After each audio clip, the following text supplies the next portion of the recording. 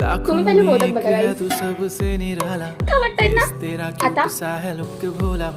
तूप गरम झालं हे तर खोबरं टाकायचं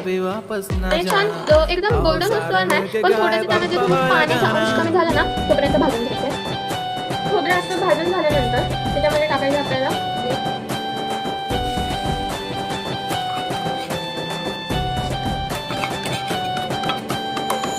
आता गुळ छानपैकी वितळून द्यायचा असं झालं आपलं सारण गुळ वितळल्यानंतर आता ह्याच्यामध्ये टाकायचं भाजून घेतलेली खसखस छानपैकी हलवून घ्यायचं आणि गुळ वितळल्यानंतर ह्याला 5 ते 7 मिनिटच फक्त हे करायचंय भाजून घ्यायचंय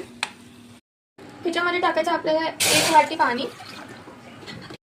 आता पाणीमध्ये आपल्याला दूध पण टाकायचं आहे दूध टाकल्यानंतर ह्याच्यामध्ये टाकायचं मीठ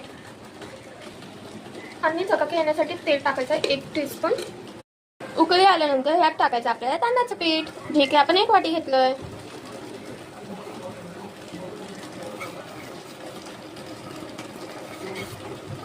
छान याला हलवून घ्या पटापट असं छानपैकी हलवून घ्यायचं आणि आता त्याला झाकून ठेवायचं 10 मिनिटं त्याला वाफेत शिजवण्यासाठी आता याला गरम गरमच मळून घ्यायचं त्यामुळे मळून घ्या तुम्ही हे पण छानपैकी मळून घेते असं आपल्याला थोडं मळून घ्यायचं मळून घ्यायचं आता मी शिकवते मोदक कसा करायचा तर सर्वात पहिला असा गोळा करून घ्यायचा ज्याला एक पण शिरा नसतील छानपैकी मळून पण घ्यायचं आपल्याला त्याच्यानंतर आपल्याला लावायचं तूप आता त्याला छानपैकी अशी बारीक करून घ्यायचे एकदम पातळ मध्ये थोडंसं जाड आणि साईडनं तसं पातळ अशा प्रकारे छानपैकी आपल्याला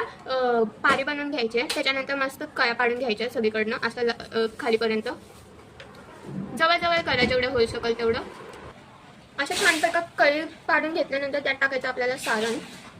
आणि असं फिरवत आपल्याला हलवत त्याला बंद करून घ्यायचं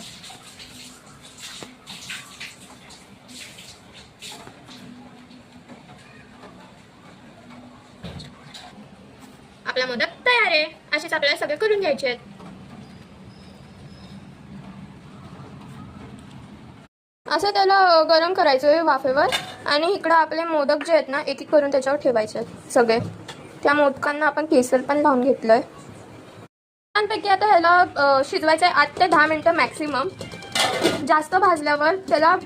ते चिकटून जातं आणि लवकर त्याला चिरा पडतात त्यामुळे जास्त भाजायचं नाही 10 मिनिटं मॅक्सिमम